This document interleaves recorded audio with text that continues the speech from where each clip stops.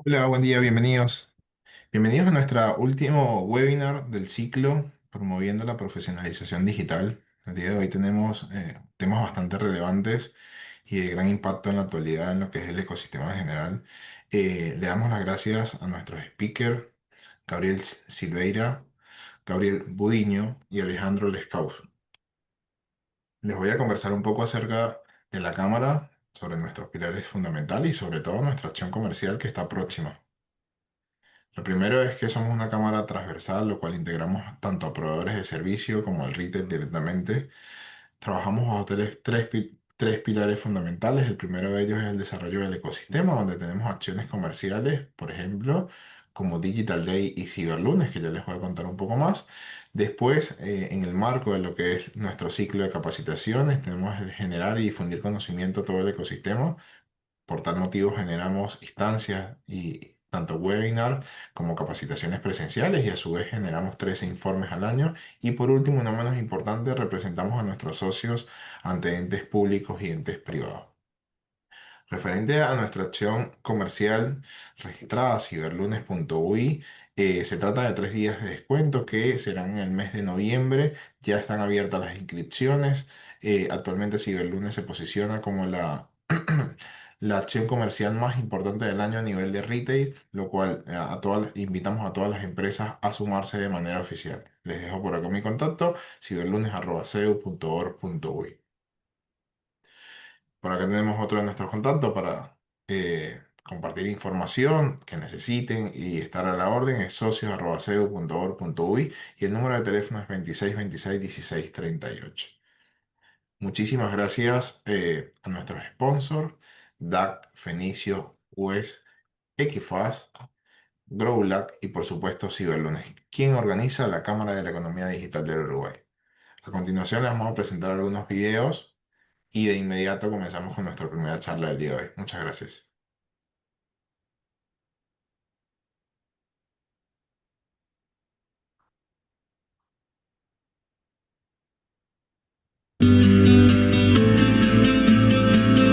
Desde hace más de 18 años, en DAC lo entregamos todo. Nuestro compromiso por la confianza de nuestros clientes nos ha hecho líderes a nivel nacional en la distribución de envíos privados y servicios logísticos, uniendo todo el país. En DAC, cada paquete es importante, ya sea la encomienda de una madre a su hijo o el de una empresa que envía documentos invaluables. Contamos con más de 100 móviles en Montevideo, en 5 puntos estratégicos con amplio horario y estacionamiento. Sumamos una nueva sucursal online que está abierta las 24 horas, permitiendo el seguimiento de cada entrega. Cumplimos cada día y cada noche con las nuevas y crecientes demandas, incorporando permanentemente nuevas tecnologías para aumentar el valor de nuestros servicios. Nuestra meta nos llevó a inaugurar un nuevo centro logístico de 5.000 metros cuadrados en el corazón de la capital para ampliar la capacidad de gestión y calidad para nuestros clientes. En DAC lo entregamos todo.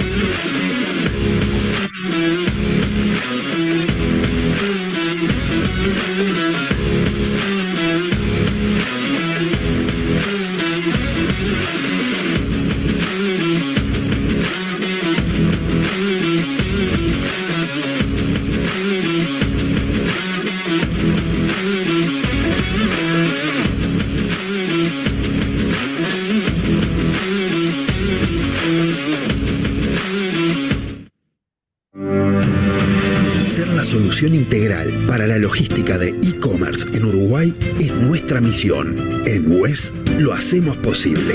Almacenamiento, fulfillment y última milla para tu e-commerce. Desarrollamos nuestra propia tecnología para un servicio de vanguardia transparente y con seguimiento paso a paso durante todo el proceso, incluida la logística inversa. Más de 50.000 metros cuadrados de almacenamiento y más de 13.000 metros cuadrados de hub urbano. La mayor flota de vehículos eléctricos con rastreo satelital para llegar a cada rincón del Uruguay.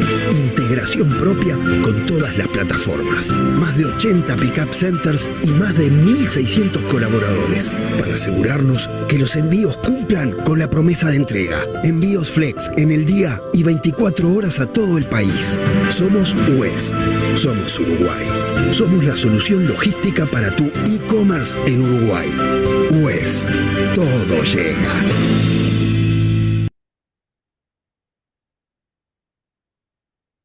Impecable. Muchísimas gracias. Ahora sí, Gabriel, puedes comenzar. Comparte pantalla y adelante. Muy bien, un gusto estar compartiendo con ustedes hoy nuevamente con la cédula desde la Facultad de Ciencias Económicas y de Administración. Siempre tenemos un vínculo fuerte con esta cámara desde su nacimiento y tener la oportunidad de compartir algo de conocimiento que generamos en facultad, pero también escuchar a colegas y amigos. Gente del sector que están en los temas, también es una oportunidad para nosotros de aprendizaje y de crecimiento conjunto. O sea que celebro estar hoy en este webinar. Eh, yo quería compartir con ustedes algunos elementos que seguramente Alejandro y mi tocayo Gabriel retomen cuando vean temas específicos. Darle un marco general a lo que implica, digamos, el uso de inteligencia artificial y la incorporación de automatización de procesos en la transformación digital de las empresas. Eh, y para eso, como soy contador y vengo de un mundo de contadores donde a veces la prioridad parece estar siempre en la parte financiera de la cosa, la automatización suele estar asociada a estos elementos que vemos acá, ¿no? Es decir, al ahorro de costos por transacción, a la disminución de errores, a la reducción de reprocesos. Esos tres primeros como un componente muy, digamos, financiero, de plata, de obtener beneficio económico a partir de la automatización. Aparece también un cuarto elemento que es el de transparencia y seguridad, que también a los contables nos interesa mucho, pero que en las organizaciones, por necesidades vinculadas a la formalización de los procesos, es obviamente relevante. Están normalmente presentes en las charlas vinculadas a automatización de procesos. Pero hay un aspecto en particular que me gusta agregar a esta lista, que es el de liberar recursos para realizar otro tipo de tareas. En nuestras empresas, principalmente en la región, siempre tenemos el desafío enorme de ser pocos para hacer mucho y queremos hacer muchas cosas y la verdad que normalmente decimos no tenemos tiempo, ¿no? Es decir, estamos marcados generalmente por esa consigna, ¿no? Entonces, si vemos la automatización como la oportunidad de liberar recursos, liberar tiempo de personas para realizar otras tareas, seguramente vamos a poder estar avanzando mucho más rápido, digamos, en esos procesos de transformación digital, de innovación, de crecimiento de nuestras organizaciones. Por lo tanto, me gusta plantearlo desde esa perspectiva. En un momento donde la automatización y la inteligencia artificial parece avasallar un montón de puestos de trabajo y parece desplazar personas, en general lo que deberíamos pensar desde las organizaciones, quienes gestionamos en organizaciones, que lo que tenemos frente a nosotros es una oportunidad de liberar personas que hoy hacen tareas perfectamente automatizables para que realicen otro tipo de tareas, ¿no? A mí me gusta hablar a veces de que las organizaciones tienen sistemas de información que combinan lo que llama una capa rígida y una capa flexible, ¿no? La capa rígida son esos procesos conocidos, esas rutinas que tenemos en las organizaciones, donde es clave hacerlo siempre igual y hacerlo bien, ¿no? Vengo principalmente del mundo de los RP y en los sistemas RP se caracterizan justamente por esa rigidez una vez que uno determina cómo son los procesos, ¿no? Como digo yo, mucha flexibilidad para configurar, para parametrizar, pero una vez definidos son los procesos que se repiten. Por eso es la capa rígida. Precisamos también sistemas de información mucho más flexibles para adaptarnos a la innovación, para transformarnos, para hacer cambios en la forma que hacemos las cosas. Y por eso el trabajar sobre esa capa rígida en automatización, en incorporación de inteligencia artificial, debería darnos la posibilidad de tener más tiempo para avanzar sobre esa capa flexible, que es la que nos va a permitir pensar en nuestra empresa del futuro, digamos, y no en las operaciones que venimos realizando hasta hoy. El otro elemento que me parece marco para enfocar estas cosas es qué automatizamos, dónde ponemos el énfasis, dónde empezamos a trabajar cuando hablamos de automatización. Y la realidad es que muchos de nosotros, con formaciones terciarias, digamos, con una visión de que lo que hacemos es complejo y que requiere mucho pienso y cosas por el estilo, siempre en el inicio de estos temas dejamos la automatización como para aquellas tareas, digamos, recurrentes no cognitivas, digamos, la típica tarea operativa donde un cajero, por ejemplo, iba a ser sustituido por tecnología. Y eso fue así en las primeras oleadas de automatización. Pero la realidad es que hoy estamos avanzando en otras dimensiones, ¿no? No solo aquellas tareas de bajo nivel de complejidad cognitiva y recurrentes, sino también que por un tema de escala hemos logrado avanzar también en la automatización de aquellas tareas no cognitivas no recurrentes. Es decir, ya no alcanza con que haya un volumen enorme de transacciones para que valga la pena automatizar. Podemos automatizar también transacciones que sean simples, pero que sean no recurrentes, las podemos incorporar en nuestros procesos de automatización. Pero como decía, al principio pensamos que se iba a quedar por ahí, por lo no cognitivo, y que los demás, los que nos formamos y que hacemos tareas complejas, no íbamos a ser afectados por esto, ¿no? Quizás el caso más emblemático era lo que pensábamos respecto a la profesión del futuro. Decíamos, bueno, la programación del futuro es la programación. Hijos, hijas, estudien programación porque ahí está la salvación de ustedes. No sean contadores, no sean escribanos y piensen en tareas muy vinculadas a la informática. Y la realidad nos estamos encontrando que hoy un montón de tareas cognitivas recurrentes, como por ejemplo gran parte de la programación, también es automatizable y la inteligencia artificial ahora está impactando en un montón de tareas donde creíamos que la automatización no llegaba por su nivel de complejidad. Y creíamos, por ejemplo, que alguien que se dedicaba a armar informes financieros para presentar a la dirección de la empresa, eso requería una elaboración muy compleja, o armar presentaciones o incluso dar capacitaciones, era una tarea que no iba a estar afectada por la automatización. Y la práctica nos ha demostrado que efectivamente también hoy estamos automatizando tareas de ese tipo. Por ahora los humanos nos venimos abrazando a lo cognitivo no recurrente, es decir, a estos aspectos que decíamos más vinculados a lo diferente, a donde lo no previsto hace que el humano pueda aportar en el proceso. Pero sin duda este enfoque de creer que algunas tareas que algunas profesiones van a estar protegidas y otras van a estar muy afectadas por la automatización y ya no empieza a ser sostenible, ¿no? Yo para mi tesis doctoral, basado en el trabajo de dos profesores del MIT, que lo que hacían era clasificar por un par de dimensiones cuáles trabajos iban a ser desplazados, cuáles interrumpidos, cuáles desconstruidos y cuáles duraderos. Y ellos avanzaban en esta formulación a partir del análisis de las profesiones. Y eso a mí me parece que queda corto para la realidad que vivimos hoy. Las profesiones en realidad, o las tareas, perdón, las actividades que hacemos los profesionales y las profesionales, son muy diversas. Por lo tanto, el análisis que se requiere hacer es un análisis a nivel de las tareas que realizamos, ¿sí? Por lo tanto, mi trabajo de tesis doctoral apunta a analizar ya no profesiones, sino tareas de acuerdo a este modelo, para entender que hay algunas, como por ejemplo las tareas de registro de información, de ingreso de datos, fácilmente se pueden equiparar a las manuales rutinarias y van a ser desplazadas. Hay otras, quizás son cognitivas, pero también son rutinarias, como la elaboración de informes, que seguramente sean interrumpidas. Hay otras donde es muy probable que, por ser cognitivas analíticas, van a ser duraderas, como el análisis de información. Y hay algunas que requieren una deconstrucción, un volver a pensar las tareas como las cognitivas vinculadas a lo interpersonal. No quiero aburrir con esto del modelo en particular, porque daría para enfocarnos exclusivamente a esa charla, pero sí entender de que no todas las tareas son impactadas de igual manera por la automatización y por lo tanto, tanto a nivel de la práctica profesional de cada uno de nosotros, como en el abordaje de la automatización y el uso de inteligencia artificial en las organizaciones, requiere plantearse un modelo similar a este en el sentido de repensar en nuestros procesos cuáles de ellos deberían completamente desaparecer la participación humana en su realización, cuáles requieren, puede ser la inteligencia artificial, por ejemplo, un gran copiloto para avanzar en esas tareas, y en otras pensar cuáles los humanos tienen un rol preponderante, importante para marcar diferencias, o cuáles tienen que ser repensadas a partir de la incorporación de este tipo de tecnología. ¿Sí?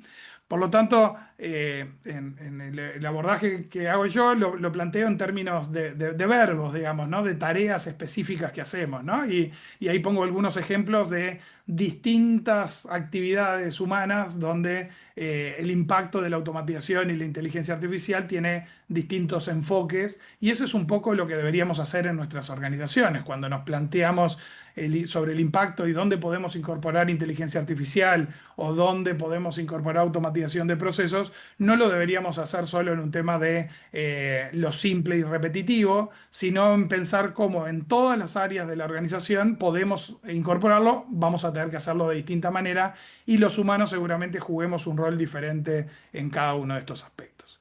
Obviamente, la automatización era algo que parecía muy neutro. Cuando incorporamos a la automatización inteligencia artificial, empiezan a aparecer los desafíos éticos que se han venido discutiendo en este tiempo, pero que me parecía importante marcarlos aquí, ¿no? Es decir, el riesgo que tenemos de que la automatización a partir del uso de inteligencia artificial sea de mucha opacidad, digamos, ¿no? Es decir, de que no sepamos cómo la inteligencia artificial resuelve cosas. Y eso es algo bastante complejo porque el propio modelo generativo suele tener reglas de toma de decisiones que no son explícitas como eran en las tecnologías anteriores, ¿no? Es decir, la inteligencia artificial generativa aprende a partir del entrenamiento de manera muy similar que aprendimos los humanos, y por lo tanto no es claro, digamos, cómo hacemos, cómo generamos resultados a partir de eso. El ejemplo que más me gusta utilizar es en el análisis crediticio de un cliente. Si estamos en un modelo tradicional, lo que tenemos es un modelo lineal, una ecuación lineal. Tenemos un conjunto de variables ponderadas que con valores determinan un resultado que claramente es reexpresable, digamos, recalculable en cada situación.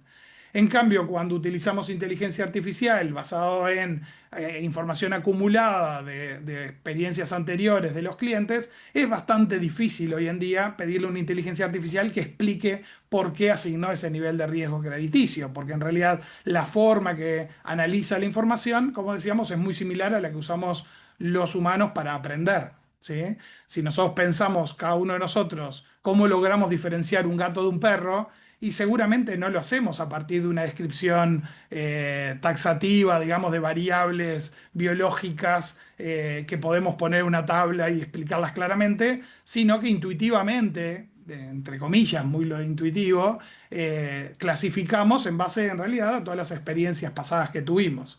Si para nosotros que intentamos describir qué es un gato a diferencia de un perro, y seguramente una y otra vez que tengamos dificultades para explicarlo. Por ejemplo, decimos, bueno, un gato tiene bigotes. Bueno, los perros tienen bigotes. Los gatos tienen las orejas puntiagudas. Bueno, los gatos también tienen las orejas puntiagudas. Por lo tanto, no es tan sencillo explicar nuestras decisiones. Bueno, es algo similar a lo que ocurre con inteligencia artificial.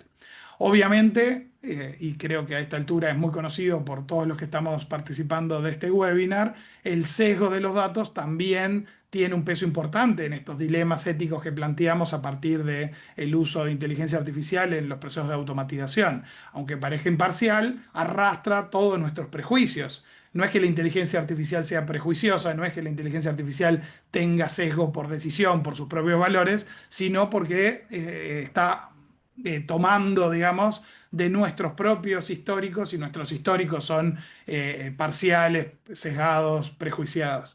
Entonces, entender estos elementos va a ser clave para cómo nos posicionamos respecto al uso de este tipo de tecnologías, cómo nos posicionamos respecto a hasta dónde queremos llegar y hasta qué punto vamos a dejar que una inteligencia artificial tome ciertas decisiones en las organizaciones. Y sobre estos aspectos, por ejemplo, pongo un caso que en SAP, en SAP, estuvo en discusión, que fue la evaluación de currículums en un proceso de selección. Al principio se utilizó como criterio, como, digamos, como herramienta, un ranking, generar un ranking de los postulados, y rápidamente se visualizó que el uso de un ranking llevaba a que en las posiciones repitiéramos sesgos de género que estaban acumulados. Entonces, para un cargo de enfermero, en realidad dentro del top 10, 9 eran mujeres, y en un cargo de programador, en el top 10, 9 eran varones. Y por lo tanto, había que cambiar la forma de utilizar la inteligencia artificial y no descartarla. Y lo que se hizo fue, en lugar de pasar a que el sistema ofreciera un ranking, que el sistema lo que dijera fue cuáles de esos currículums cumple con los requisitos de la posición. Y ahí cambia la cosa porque queda en poder del humano tomar esa decisión, de ver quiénes son los que cumplen y sobre eso tomar una decisión donde, por ejemplo, intencionalmente se puede quebrar esos sesgos de género en pos de generar mayor diversidad en los equipos, por ejemplo.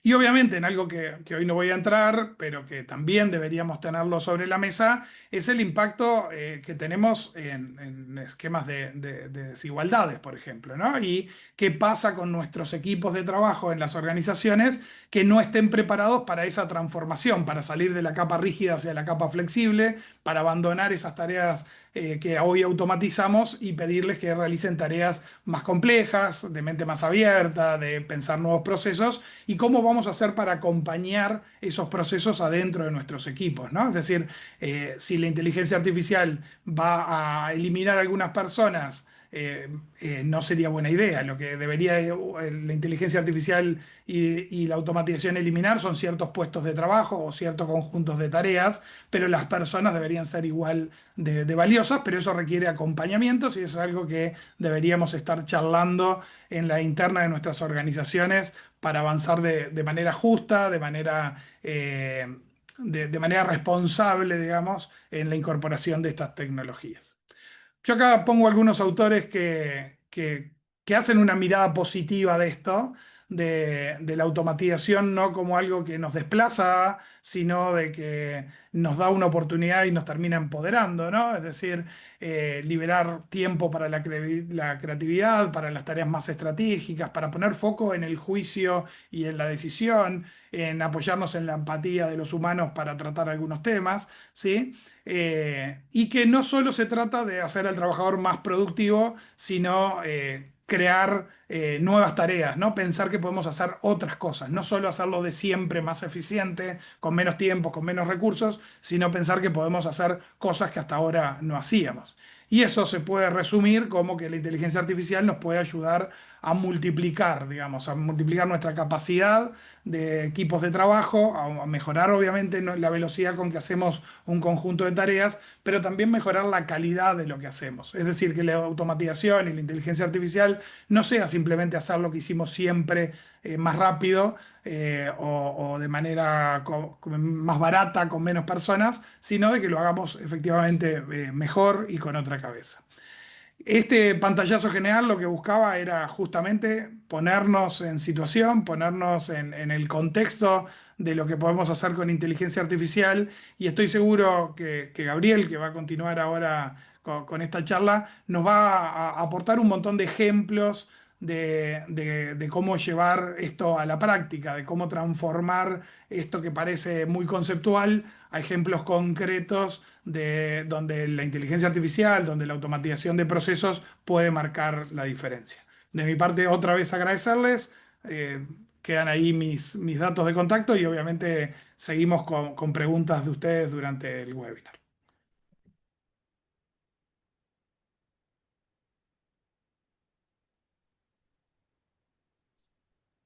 Todo tuyo, creo, Gabriel, Muchas directo, ¿no? No gracias, sé si hay Gabriel. alguna, Ahí están. si hay alguna consulta Eso o mismo. avanzo.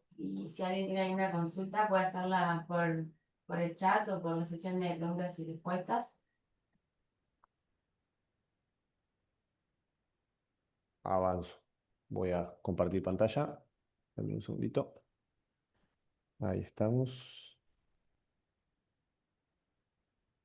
Confirmemos que estamos viendo bien, ¿sí? Perfecto.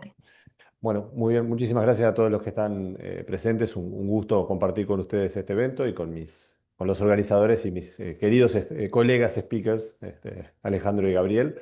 Em, Enganchando con lo que venía diciendo Gabriel, tenemos este mundo de automatizaciones potenciadas por las capacidades de inteligencia artificial y mi foco, y dado obviamente el conjunto de empresas que la Cámara asocia y agremia, queríamos ir a un caso particular de esto para bajarlo un poquito a tierra, que es justamente la conciliación de medios de pago, o sea, básicamente la conciliación de tarjetas que todos los que estamos en esta sala seguramente vivimos y sufrimos, ya sea teniendo que hacerla o teniendo que solucionar los bemoles que tiene para su automatización. Voy a hacer un disclaimer inicial. Suelo hacer mucha referencia a marcas, así que voy a mencionar un montón de marcas.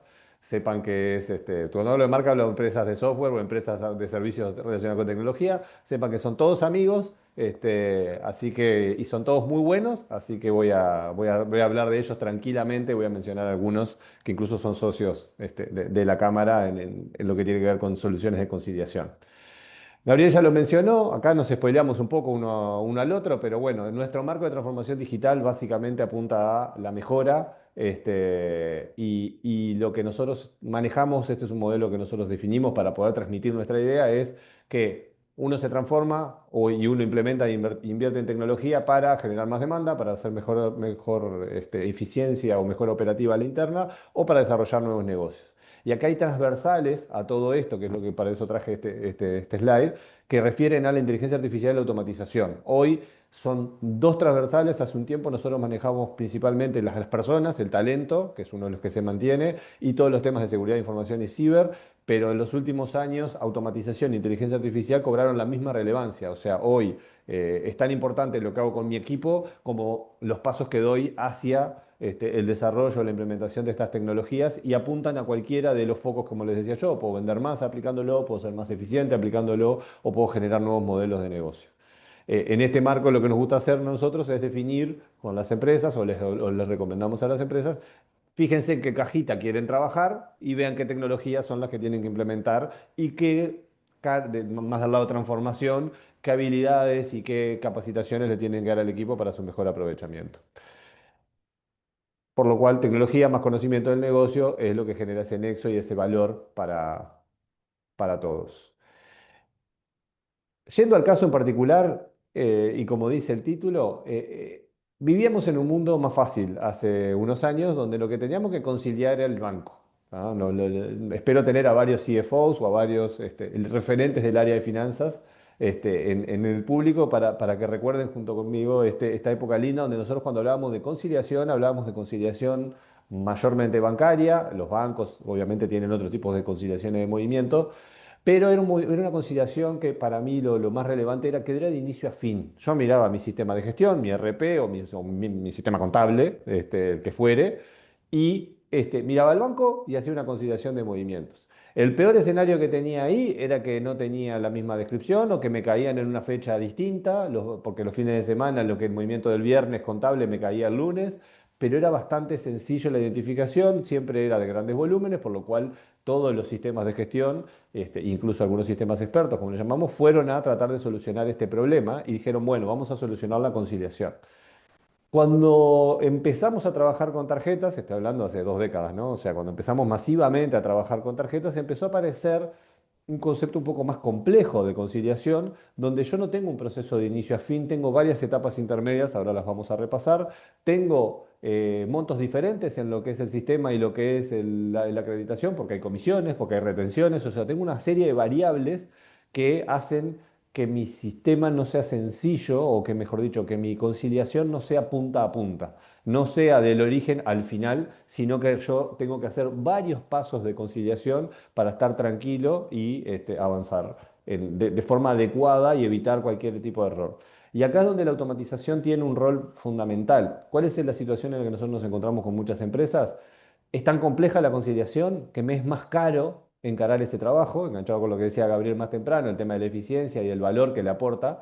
Es más caro hacerla que no hacerla y asumir los costos generalmente son costos financieros, porque mis contrapartes son adquirentes o son bancos, o sea, no van a tener, lo que pueden tener son errores o criterios que no son los más adecuados, capaz que en alguna imputación, pero no es que se les van a perder cosas. Entonces mi costo financiero o algún voucher que me quedó colgado por ahí, es más barato perderlo que conciliar todo al dedo.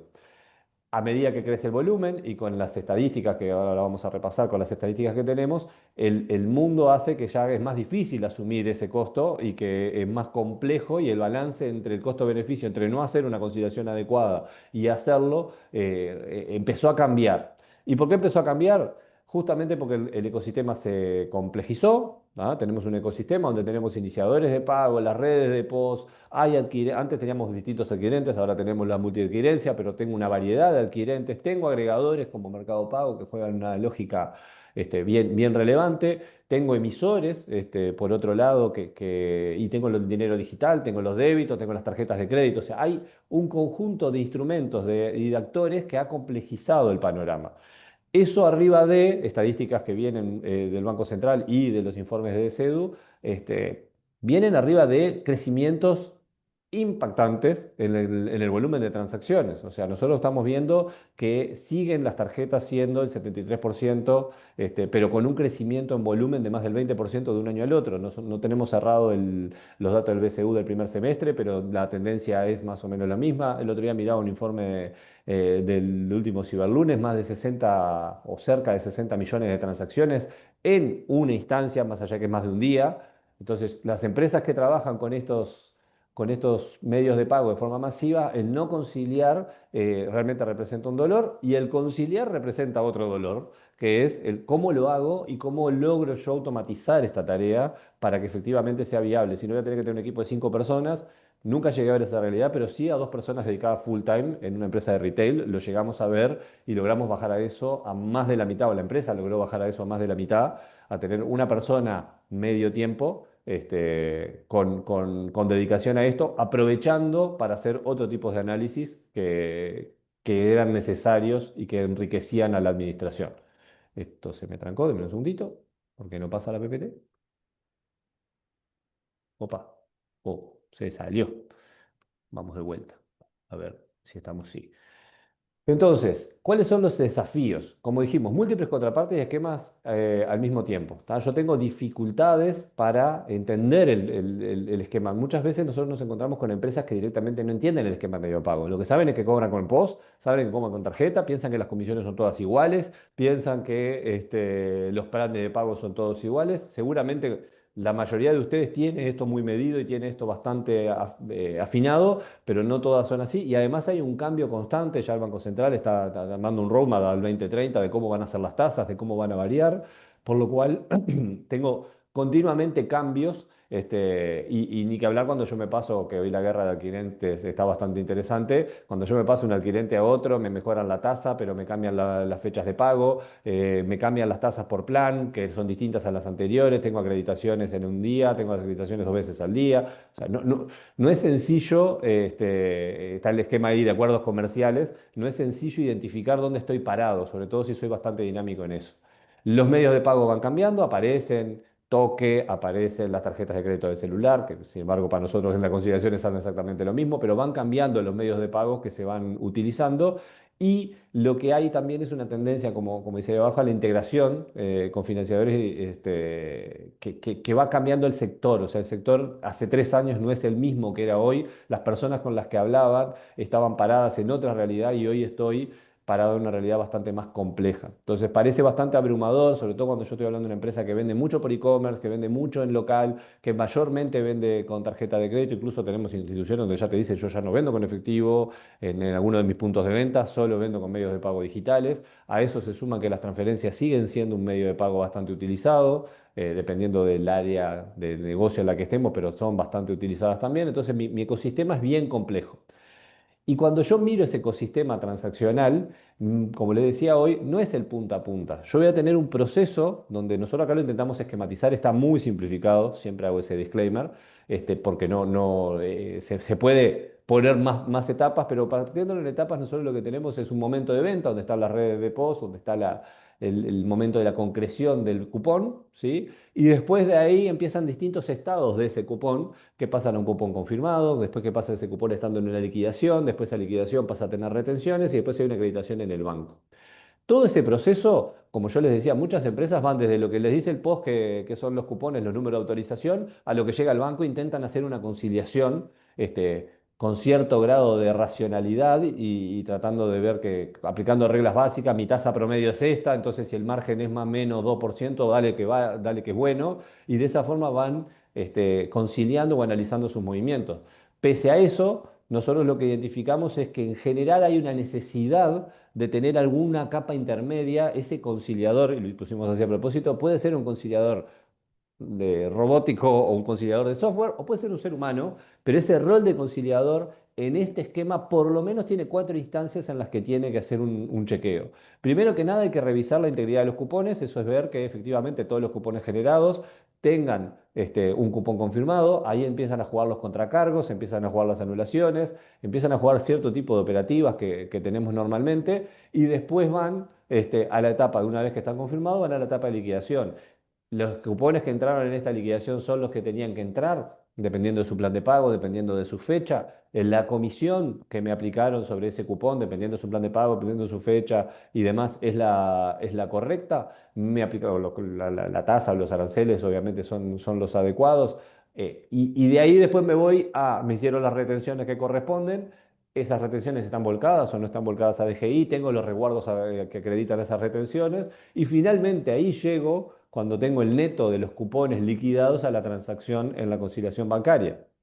Dato no menor, obviamente yo con la liquidación tengo 1000 movimientos y a mí me hacen una transferencia, o sea, es imposible conciliar cupón a transferencia bancaria. Entonces, tengo que ir haciendo estos pasos. Algunas empresas eligen chequear la liquidación contra la conciliación bancaria, es uno de los pasos. Otras empresas se preocupan por hacer la conciliación de cupones, porque es lo que lo más relevante y donde han encontrado mayor margen de error, y después hacia adelante lo hacen bastante más sencillo o manual.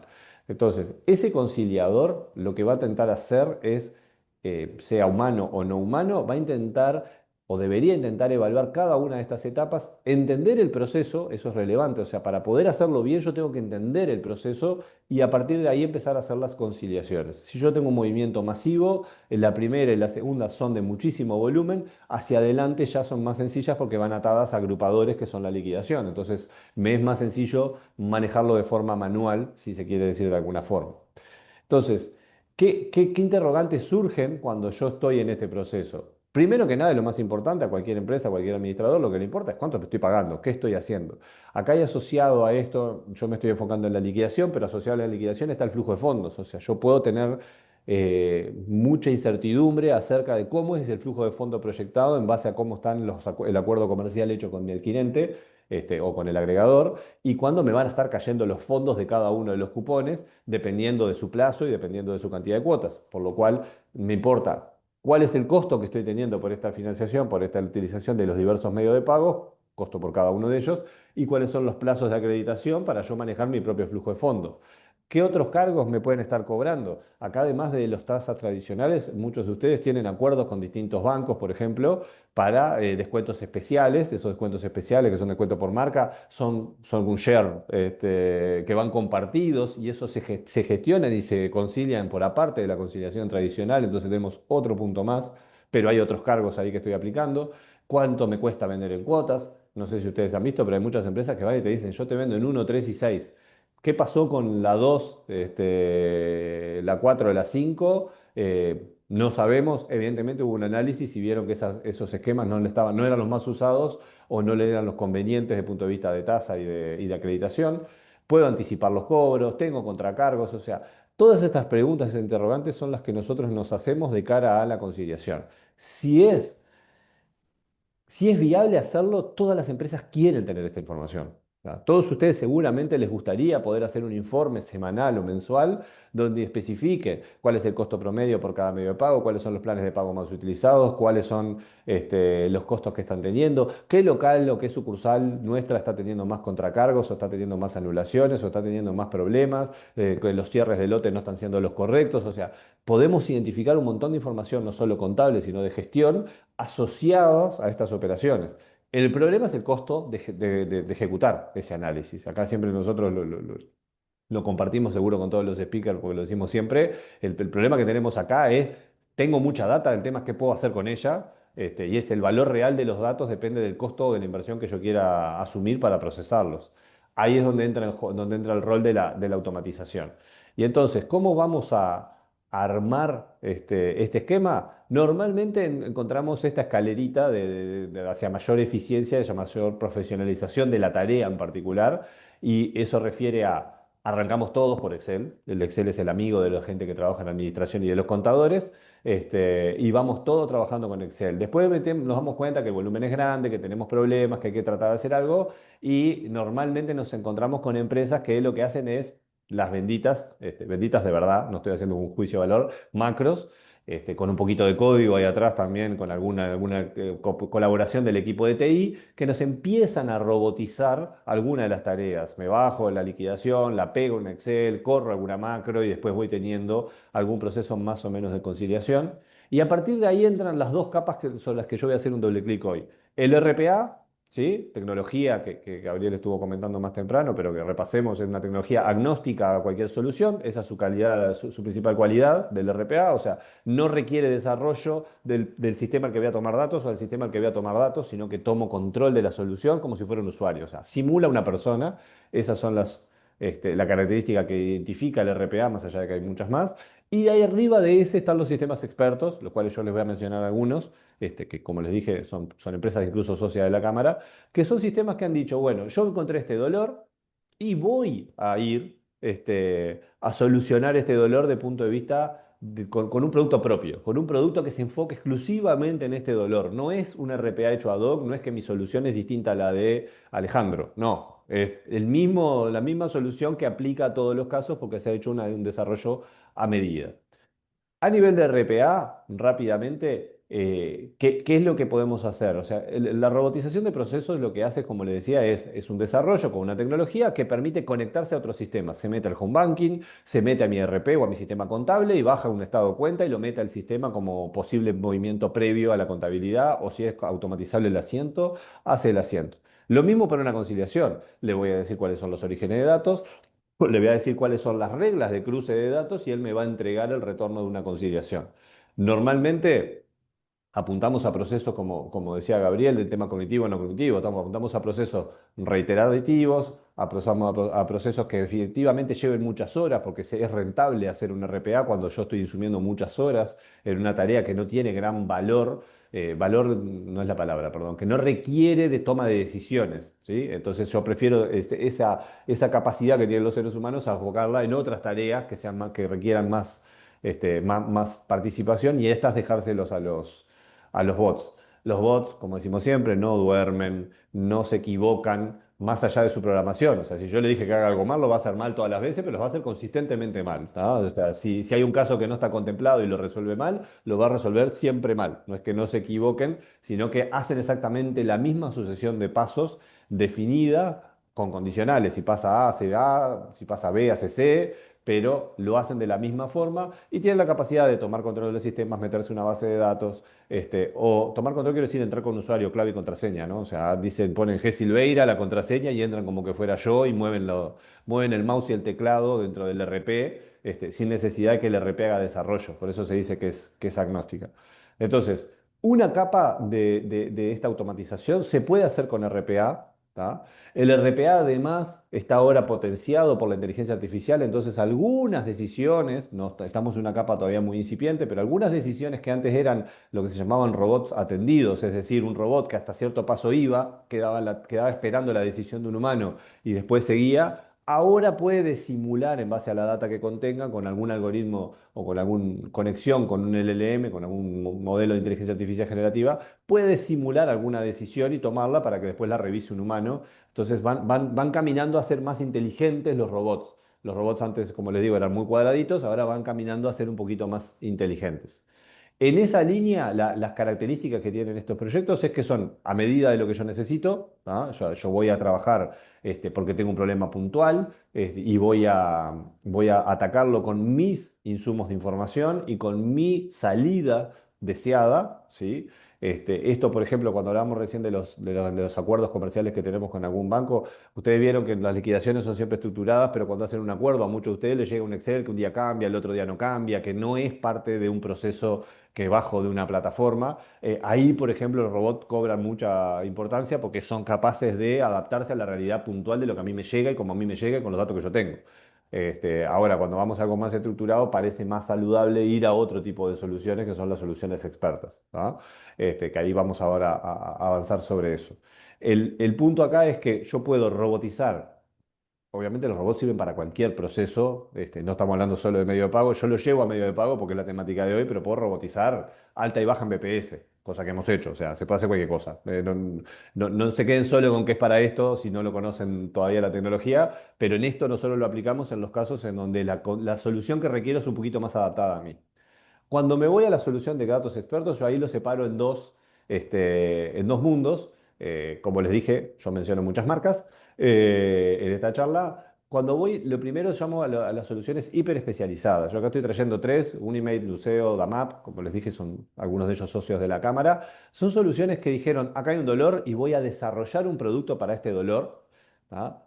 Trabajamos con todos, con todos ellos, los conocemos, sabemos experiencias muy positivas que han tenido un montón de empresas con ellos y cada uno de ellos se posiciona como un conciliador automático, pero con sus matices. Ustedes después podrán optar por cada uno de ellos en base a charlas que puedan tener y nosotros podemos obviamente facilitarle los contactos. Pero el objetivo de estas soluciones es que están pensadas para esto, corren en la nube, o sea que ya me vienen con la instalación prearmada, se conectan a alguno de los RP de Plaza de forma automática y a otros se puede llegar a conectar, están conectados con todas las redes de POS, con los adquirentes, o sea, ya están pensados para resolver este problema y conocen, que eso creo que es la principal característica de estos proyectos, la gente que está trabajando, los consultores que trabajan en estas empresas, conocen el proceso que yo les mencioné recién paso a paso, conocen los dolores del sector y pueden perfectamente hablar el mismo idioma que hablan las empresas que están tratando de solucionar este problema. Por eso la brecha que hay ahí es bastante corta porque la gente está especializada en esta situación. Obviamente yo cuando tengo una empresa, si tomo una empresa modelo y digo, tiene un equipo de RPA, el equipo de RPA puede hacer cualquier proceso como vimos recién, y tiene que hacer algo con RPA de cara a este proceso, lo va a entender, lo va a poder hacer y lo va a entregar en tiempo y forma y voy a tener el control 100%. ¿Qué desventajas tiene? El mercado, como le dije, cambia, los reportes que te mandan los adquirentes cambian, mis insumos pueden llegar a cambiar también. Entonces, estas herramientas están al día, porque son un producto, están al día enfocadas. El RPA tiene que ir corriendo de atrás todos esos cambios. Insisto, en los procesos que son hiperestructurados de donde podemos usar estas herramientas. En las cosas que son un poquito más customizadas a nosotros, estas herramientas le cuesta mucho customizar.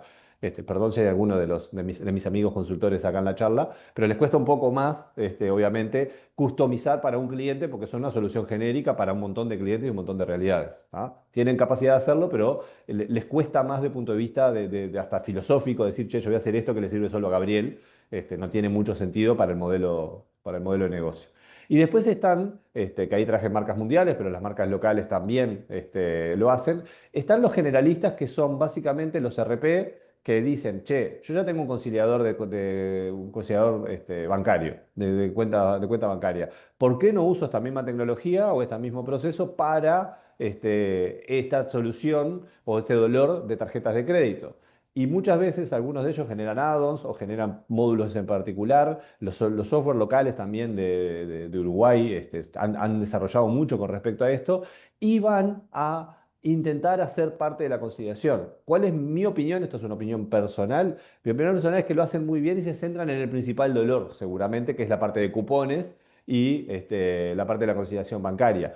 No están enfocados en todo el proceso, en conciliar las retenciones, en conciliar algunas de las otras etapas intermedias, van al principal dolor. Ahí depende de mi flujo. Si yo soy una empresa hiperintensiva, tengo miles y miles de comprobantes, tal vez me sea más rentable ir hacia un hiperespecializado. Ahora, si para mí es un medio de pago relevante, pero tengo cientos o miles igualmente, pero es más sencillo y estoy trabajando con un adquirente que es muy prolijo y bla, bla, bla, capaz que con una solución de un generalista me es suficiente. Estas palabras, perdón, hiperespecialización generalista son de autoría propia. El mercado no lo llama así, lo llamo yo así, para hacer una categorización, aviso por las dudas. Pero hay soluciones en los dos, de los dos lados, son muy buenas en todos los casos y dependen de mi situación. Ahí es donde muchas veces las empresas se trancan un poco porque dicen, che, me estás dando un abanico tan grande que al final de cuentas, ¿qué tengo que elegir yo? Bueno, ¿qué tengo que elegir yo? Va a depender del objetivo que yo tenga, va a depender del flujo que yo tenga y ahí siempre está bueno analizar el costo-beneficio, obviamente, o el retorno que vamos a tener. Tengo que averiguar primero cuánto me cuesta para mi realidad una de estas soluciones, o de robotización, o de sistemas expertos, y después tengo que ver cuál es viable para la etapa en la que estoy hoy. Normalmente nosotros cuando asesoramos a alguna empresa le decimos siempre, vos acordate que no estás tomando, no te estás casando, no es una decisión de por vida hasta que la muerte los separe. Vos podés arrancar con un esquema y durante cierto tiempo trabajarlo, te fue rentable, te fue adecuado y en cierto momento, porque tu realidad cambió o se profundizó el uso de este medio de pago o es necesario avanzar de alguna otra forma, pueden escalar a otra solución sin ningún inconveniente. Son todas muy buenas, cualquiera de los escenarios. Hay que elegir con cuál quiero arrancar y cómo quiero avanzar después a mediano plazo. Para cerrar esta charla, ¿cuáles son los resultados esperados si yo camino por transito este recorrido de ir por RPA o ir por un sistema experto? Lo primero que voy a querer saber de esto es, bueno, cómo va a ser mi cash flow y cuáles son efectivamente los porcentajes de aranceles, de comisiones y cargos y contracargos que estoy pagando. O sea, primero tener la información básica que es necesaria para la toma de decisiones. Hace poco tuve una charla con una empresa que me decía, che, ¿cambio de adquirente o no cambio de adquirente? Me propone mejor tasa. Y le dije, ¿vos tenés idea de cuál es la tasa efectiva que estás pagando? ¿Vos tenés idea cuáles son tus canales de pago más utilizados por la clientela y cuáles son los cargos? Porque capaz que estás mirando la tasa básica de una cuota de financiación a corto plazo y tus clientes te compran todo a 6 y ahí tenés una tasa diferenciada o una oferta comercial diferenciada o un plazo de repago diferenciado. Ahí los adquirentes toman sus decisiones para para conseguir clientes, sobre todo cuando son clientes estratégicos. Entonces, lo primero es chequear si yo tengo ese análisis. Con estas soluciones tengo la data estructurada como para poder hacer ese análisis rápido. Tengo trazabilidad, como vemos, este cupón está en esta liquidación, se cobró en tal fecha. Tengo la trazabilidad de punta a punta del proceso. Tengo análisis de indicadores, de día de cobro, de planes, lo que hablábamos recién como información que nutre a cuál es la comisión y a los aranceles. Tengo un control de los impuestos, a veces la gente se nos olvida un poquito de esto, después vamos a mirar la contributiva y no están en la contributiva los aportes, la retención, no sabemos qué pasó, hay un control más fino sobre los impuestos. Tengo una idea de cuál va a ser mis ventas no liquidadas todavía, por lo cual van a venir, tengo cuáles son las partidas conciliatorias básicamente de la conciliación y en caso que pueda tengo los asientos contables y algunos reportes ya automatizados. Ya me genera esto la información, lo graba en la contabilidad y si se puede y lo hago. Finalmente lo que tenemos es una reducción significativa de horas. Eso es a lo que buscamos. Si nosotros logramos todo lo que está arriba, lo que vamos a tener es menos gente haciendo tareas rutinarias y tal vez más la misma gente pensando en cómo mejorar la eficiencia o cómo hacer una mejor campaña de marketing o cuál es en tal campaña, cuál es el medio de pago y cuál es el plan de cobro que vamos a utilizar porque es el más adecuado para el objetivo de la campaña. O sea, nosotros lo que les decimos siempre y este es el cierre, tienen que conocerse, tienen que analizar su propia base, saber qué tan predominante es esto, saber cuáles son los procesos, saber cuál es la situación en la que están. Después van a la capa de digitalización, decir, bueno, ¿cómo lo automatizo? Si lo puedo automatizar. Y después veo el resultado obtenido, vuelvo a iterar, a tomar decisiones y no me quiero ir sin decir que obviamente todas estas soluciones que mencioné, obviamente le están integrando inteligencia artificial para avanzar, tal vez no en un algoritmo complejo que prevé a futuro, sino por lo menos para que el flujo de información sea más sencillo. Capaz que le puedo mañana en un chat, me lo comentaron algunas de las soluciones que nombré, en un chat preguntarle, che, ¿cómo es la comisión promedio que estoy pagando? Y con el enganche con un LLM, con un modelo de inteligencia artificial, me pueda contestar en lenguaje natural eso que antes tenía que ir a un reporte a buscarlo. O sea, sigan esta temática, si les es relevante, porque las soluciones van avanzando en tecnología y van incorporando los nuevos conocimientos. Bien, por acá cierro y dejamos unos segunditos abiertos a preguntas si es que las hay.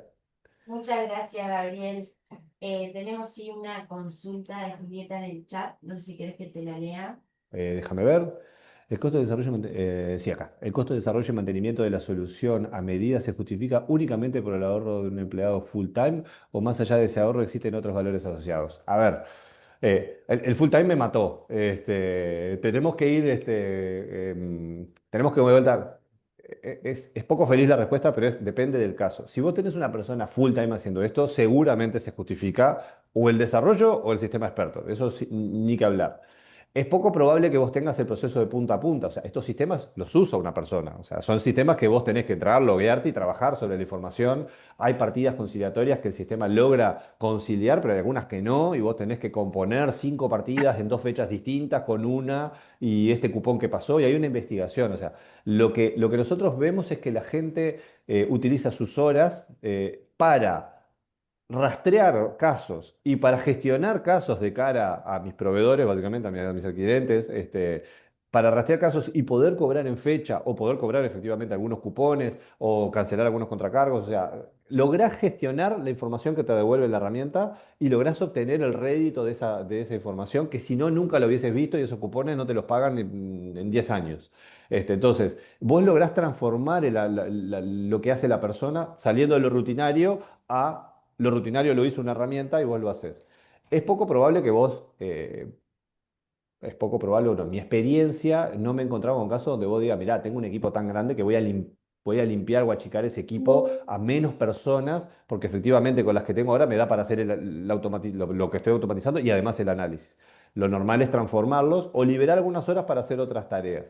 Ahí, yendo a la palabra desarrollo, cuando vas a desarrollo, o sea, cuando vamos a un RPA, a customizar algo para mí, creo que sí tenés que encontrarte con un caso donde vos veas que los otros no lo tienen resuelto. O sea, tenés que encontrarte un caso bastante más puntual y ahí sí se va a justificar el desarrollo. Si no, nuestra experiencia hasta ahora, y por eso hemos hecho, como les decía, muchos acuerdos con estas soluciones, es que me planteo el desarrollo y me planteo la evolución para seguir a los cambios y no me es rentable contra una solución que ya está estructurada, armada y con garantía de que se va a actualizar. Pero ahí depende del caso que vos tengas. Yo, para dar un ejemplo, recuerdo una empresa de retail, como les decía, que tiene un acuerdo de 15% de descuento con una tarjeta de un banco, y la información que le venía para liquidar ese 15%, que era mitad y mitad entre el banco y ellos, por lo cual había un costo ahí, no era información muy estructurada y teníamos que trabajarla. Ahí el RPA fue la solución para poder automatizar el 90% de esa conciliación, el 10% quedó en un ser humano. Pero era ese caso más que el caso tradicional de tarjeta común, donde se hacía rentable. Pero sí, tenés que analizar el caso y normalmente liberás horas, no personas, salvo algún caso muy grosero que nos encontremos. Hasta ahora no me ha pasado. Sí, creo que el tema a veces es eh, entender de que a veces, que el tiempo es finito y que las personas dedican ese tiempo a esa tarea. Si vos lográs que de ese tiempo dediquen el 20% a lo fácil o a la masa o al volumen, porque eso gran parte lo hace la automatización, el otro 80% del tiempo lo van a tener para los casos que, como decía Gabriel, nadie le da atención porque te quedás con el volumen. Es decir, es como que si transformáramos el Pareto, digamos, ¿no? De que normalmente en el Pareto dedicamos mucho tiempo a la masa, porque es lo importante, porque es lo que se te va la plata, y poco tiempo a los casos más chicos. Bueno, ahora lo que estamos diciendo es que sea la automatización la que se encargue del volumen, de lo fácil, de lo masivo, donde está la plata, y podamos dedicar una parte importante de nuestro tiempo a atender esas casuísticas que se iban perdiendo, esas pérdidas residuales por goteo que íbamos teniendo en ese tipo de procesos. Muy bien. Perfecto. Esperamos haber, los Gabrieles esperamos haber respondido la respuesta. Sí, sí, fue una respuesta de Gabriel. Dice que perfecto. No sé si hay alguna otra pregunta, si no vamos avanzando con Alejandro.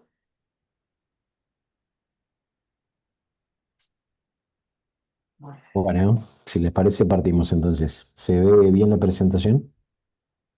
perfecto, se ve Impecable. perfecto.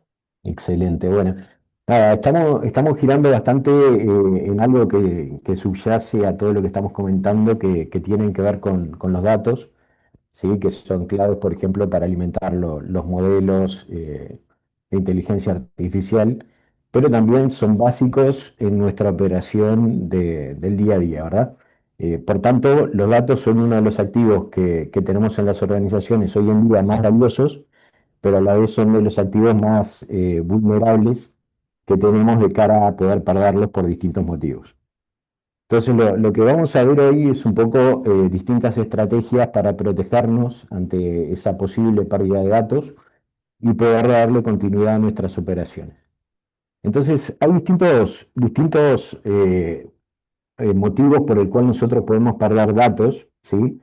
Hoy en día está muy sobre la mesa lo que puede ser un ataque de ciberseguridad, un ransomware, por ejemplo, pero la verdad es que ese es solamente uno de los factores que tenemos y que puede afectarnos, ¿no? Por ejemplo, puede haber un error de hardware a nivel de la infraestructura que tengamos, un error humano, corrupción del software, etcétera. Distintos motivos por el cual nosotros podríamos perder los datos que nos permiten operar o que nos permiten generar estos modelos.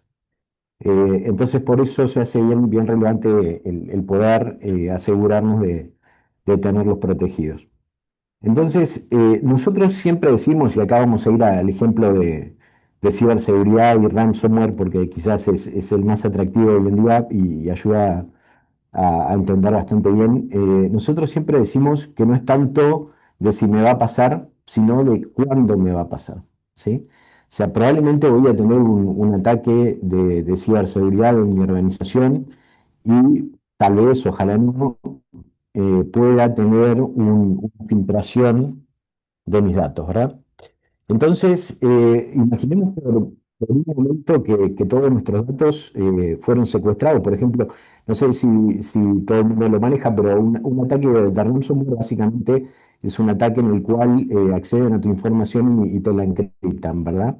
Y luego te piden un rescate.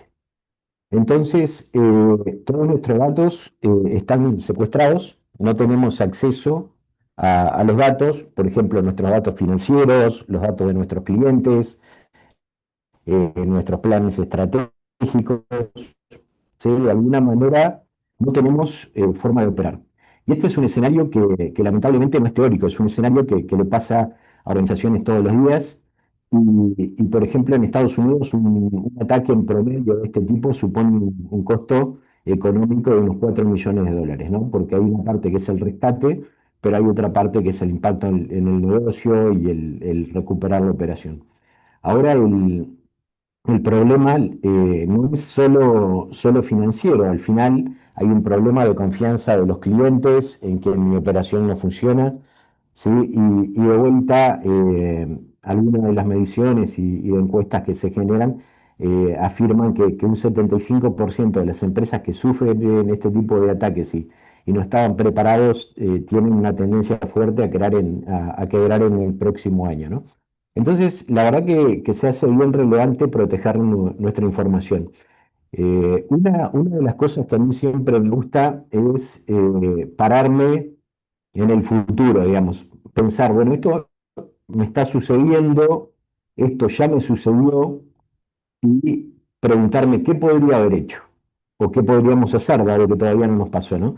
Porque cuando este tipo de cosas nos pasan, ahí realmente interiorizamos lo que significan, ¿no? Pero si hacemos el ejercicio consciente de ponernos en el futuro, teniendo la ventaja de poder volver al momento de hoy y accionar, eso nos da una ventaja brutal, ¿no? Hemos tenido algún cliente que han tenido este tipo de ataques con riesgo con impacto de varios millones de dólares y la verdad que desde el componente ya humano, el impacto que generan las personas es brutal, ¿no? Porque es una situación realmente problemática desde investigaciones de la policía, digamos, ¿no?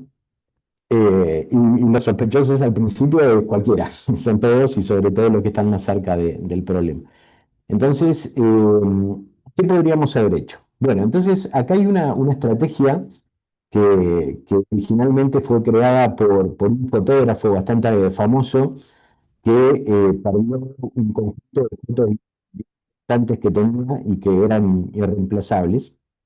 Entonces, básicamente, generó las bases de lo que se denomina la estrategia 3-2-1, que es una estrategia para recuperar datos, que probablemente muchos la conocen, ¿sí? Pero básicamente es una estrategia que nosotros tenemos que tener 3 copias de nuestros datos, ¿sí? El original más 2 copias adicionales. La cantidad de copias realmente podrían ser más inclusive, ¿sí? Pero 3 es un número bastante razonable. Supongamos que nosotros solamente tenemos una copia, solo el original de nuestros datos.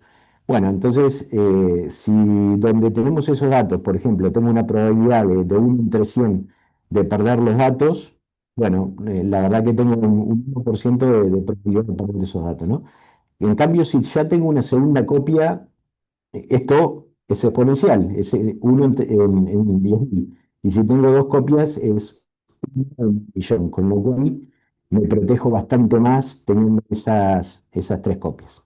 Ahora, después tengo que tenerlas en medios diferentes, no es lo mismo tenerlas solamente en mi infraestructura on-premise, en un disco, por ejemplo. Hay otros mecanismos que debería tener, entonces debería tener las copias en medios diferentes. ¿Por qué? Porque imaginen un caso bien básico. Yo tengo mis 2 copias adicionales en un pendrive que lo compré en el mismo lugar y por ende probablemente desde el mismo momento de fabricación. Bueno, podrían tener un error físico ese hardware y por ende tener una pérdida, ¿no? Lo mismo aplica para otros tipos de medios. Entonces podría tener una copia en un disco duro, otra en un NAS, una cinta, en la nube, etcétera, ¿no? Entonces, además de tener 3 copias, al menos 2 de ellas están en medios diferentes. ¿Sí? Y una de esas copias, ¿sí? La tengo fuera de mis instalaciones. Esto por un tema simplemente de un riesgo físico, por ejemplo, que mi ubicación donde tengo las copias, alguien las roba o las destruye por cualquier catástrofe que pueda existir, una inundación o cualquier tipo de situación. Entonces, esta estrategia es un poquito la más tradicional de protección de datos. Luego esta estrategia evolucionó y es hoy en día la estrategia que tiene más fuerza es la que se llama Zip Code, que está creada por el proveedor líder de soluciones de backups y réplicas, que es Veeam. Le llaman la estrategia Zip Code por el código postal por un código postal de Estados Unidos. Y acá básicamente es la estrategia 3-2-1 donde se agrega que una de las copias sea inmutable, ¿sí? Que no se puede modificar, por lo tanto está protegida de que se elimine o tiene una protección adicional, y además que esté desconectada de una red, ¿sí? Entonces, por ejemplo, una solución de cinta o una solución de desconexión al menos virtual de la red de los datos me protege muchísimo más, ¿no? Y después, el último elemento es sin errores, o sea, básicamente verificar las copias de seguridad que voy generando. Ahora vamos a profundizar un poquito en esto y ver las razones, ¿no? Entonces, inmutable básicamente es como las viejas tecnologías write once, read many, con lo cual yo lo guardo una sola vez ese backup y, por ejemplo, le puedo poner una fecha en el cual no hay forma de que ese backup sea eliminado hasta determinada fecha. Eh, por lo tanto, aparece este concepto de inmutable. Entonces, si alguien quiere tomar mis backups, no los va a poder tomar, no los va a poder encriptar. ¿Sí? Entonces no hay posibilidad de que se modifiquen. Entonces esto es un elemento bien importante de protección. Y el air gap que comentábamos es, bueno, lo tengo y una solución bastante básica en este sentido es una cinta física en la cual yo la puedo tener en una bóveda y está totalmente separada de la red. Entonces, la verdad que un atacante no va a llegar a esa cinta fácilmente, si no es por medios físicos. Hay otras soluciones mejores en términos de facilidad, como puede ser en una nube, separada, desconectada, etcétera, también son alternativas. Bueno, y por último, como les decía, el cero, y esto es bien relevante porque muchas veces tendemos a confiar de que si respaldamos nuestros datos estamos protegidos. Y la verdad es que no, porque en realidad no tenemos garantía de que luego los podamos levantar, ¿sí? Lo tenemos que probar regularmente. Y después, cuando hablamos de que van a levantar, ¿sí? También es relevante entender en qué tiempo van a levantar esos backups, ¿sí? Esos respaldos de mis datos. Porque no es lo mismo que levanten en 5 días que levanten en un par de horas. Mi operación durante ese periodo de tiempo se ve afectada, ¿no? Entonces, esta es una práctica bien importante a la hora de que efectivamente cuando tenga un problema, que seguramente lo puedo tener o lo voy a tener, de poder levantar estos restores. Esta es una de las formas, por ejemplo, que hemos logrado rescatar organizaciones que han tenido problemas de ransomware, como les mencionaba. Entonces, ¿cada cuánto probamos? ¿Cuál es la recomendación? Y esto acá, de alguna manera, siempre depende, ¿sí? Porque todos los datos no son iguales. Entonces, acá entran dos conceptos, que es el RTO y el RPO, que es el Recovery Time Objective, que es el tiempo que yo puedo interrumpir mi operación. ¿Cuánto tiempo puedo interrumpir mi operación? ¿Una hora, un día, una semana, un mes, 4 meses? Eh, Eso va a depender de cada negocio y va a depender de cada dato.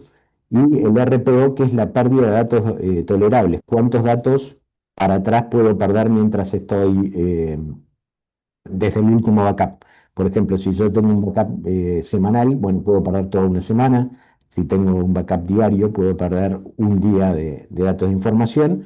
O si tengo estrategias de réplicas, por ejemplo, con algunas soluciones, podría perder solamente 2 segundos. Todo esto obviamente depende del dato y obviamente todo esto tiene un costo distinto en términos de storage, de transferencia de datos, etcétera.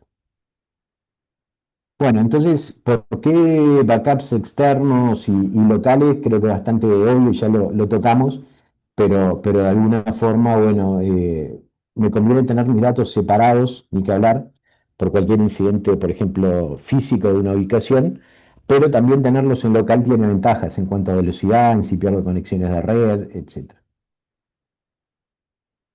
Volviendo al ataque de ransomware como ejemplo, ¿no? Insisto que esta es una de las fuentes de pérdida de datos, pero hay muchas más, y de hecho hay algunas que pesan más y que muchas veces nos olvidamos.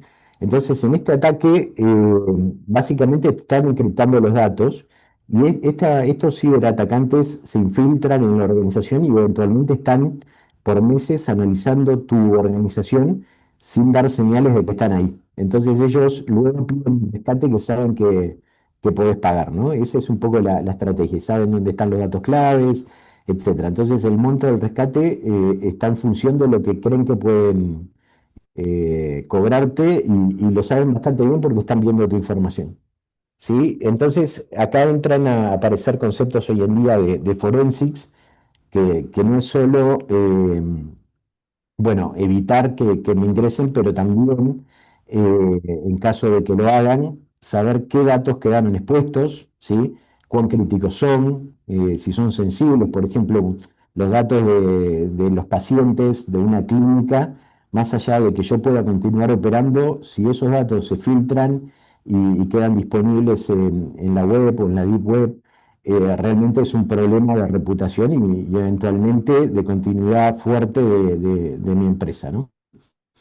Entonces, acá muchas veces de alguna forma podemos evitar y podemos volver a continuar operando, pero igual las empresas terminan pagando el rescate para evitar esta situación, ¿no? Y bueno, acá entran conceptos como la encriptación de los datos que tengo en reposo, en movimiento y también en los backups para justamente protegerme de este tipo de cosas. Bueno, entonces algunas preguntas simplemente para llevarnos a algunos conceptos. ¿Deberíamos probar cuánto demora un restore de nuestros backups? Lo comentamos, es fundamental para saber cuánto tiempo puedo estar caído y si realmente puedo levantar esos respaldos. De hecho, hay un survey que hace una organización que se llama Sophos y el 38% de los casos en el cual se pagan los rescates tiene que ver por esto mismo. Las organizaciones tienen el backup, pero no lo probaron y luego no son capaces de levantarlo. Entonces es como si no lo tuvieran. Están falsamente protegidos. Bueno, ¿cómo implementamos el air gap o la desconexión? Bueno, comentamos un par de casos, por ejemplo, la cinta en una bóveda, alguna organización incluso lo hace muy simple, desconecta el cable de red que tiene el servidor de los backups, luego que hace los backups y quedan totalmente desconectados, entonces es muy difícil que te puedan acceder. Mantenemos una copia de nuestra ubicación, ni que hablar. Podemos hacer backups de entornos cloud, virtuales, físicos, de aplicaciones SaaS, si estas soluciones que les mencionábamos respaldan cualquiera de las opciones que estamos listando ahí y muchas más. Eh, Microsoft está respaldando mis datos de 365, Teams, OneDrive, SharePoint o Google Workspace. La verdad es que no. Las organizaciones lo que hacen es asegurarse que sus herramientas, sus soluciones, su infraestructura está funcionando, pero no el contenido de los datos. Y ahí es donde entra el modelo de responsabilidad compartida. Por ejemplo, todas las nubes lo van a encontrar en los contratos de nube, si tienen con Microsoft, por ejemplo, sección 6 modelo de responsabilidad compartida. Y esto de alguna forma es, bueno, las organizaciones se encargan de la disponibilidad de sus nubes y de sus soluciones, pero los datos son responsabilidad del cliente, ¿no? Esto como una especie de analogía podría ser en un parking donde vamos a estacionar y el parking te provee toda la infraestructura, pero hay un cartel que dice no nos hacemos responsables de robos o incendios o lo que sea. Entonces, por eso bien la responsabilidad de cuidar nuestros datos es nuestra. Bueno, después tenemos el concepto de réplicas, en el cual también apunta en la misma dirección. Acá nos ayuda, por ejemplo, a tener un sitio secundario de contingencia. Entonces, si mi operación, mi producción principal tiene un problema, yo rápidamente puedo hacer un failover a un nuevo sitio, continúo operando desde el nuevo sitio y cuando recupero el sitio primario, puedo hacer un failback y puedo sincronizar los datos entre los dos lugares, ¿no? Y acá, por ejemplo, puedo lograr tener RPOs de 2 segundos, con lo cual la pérdida de información realmente es mínima. Nadie quiere tener pérdida de información, pero incluso las mejores soluciones y que tienen mayor costo probablemente generan siempre algún tipo de pérdida de información.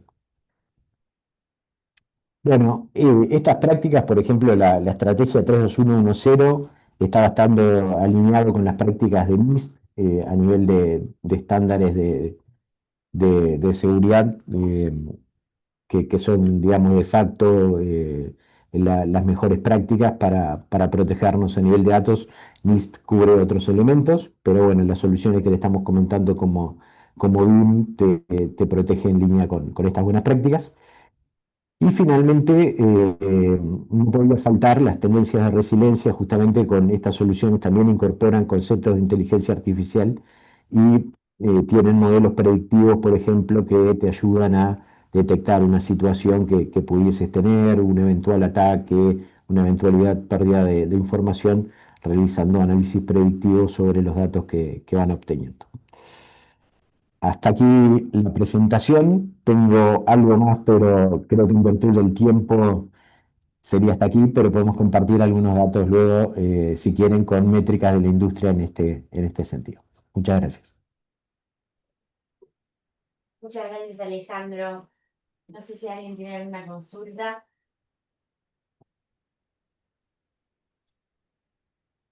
o todo quedó muy claro, se ve. Yo creo. Ah,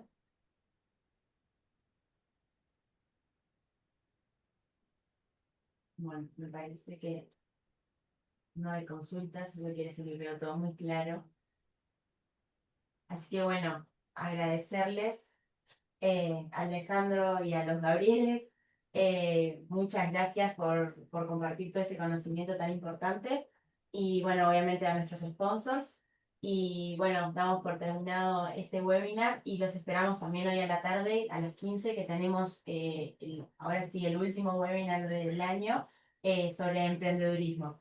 Muchas gracias. Gracias a ustedes, un abrazo, Gracias. saludos a toda la comunidad. Muchísimas gracias. Hasta luego. Saludos.